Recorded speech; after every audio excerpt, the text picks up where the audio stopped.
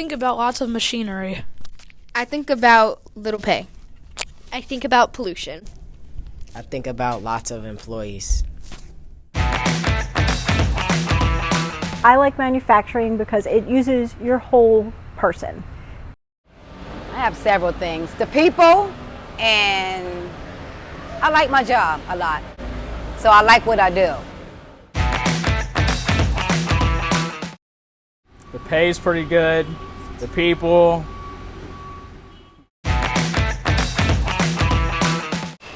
My personality, I like to move around a lot. I don't like to sit still and be in one spot at one time, and I enjoy working with my hands and making parts. I'm able to do a little bit of everything.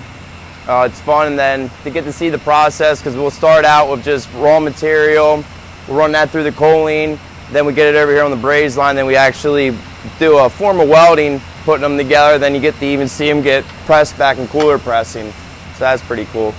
I love problem solving, and there's never enough problems to solve in a day in manufacturing.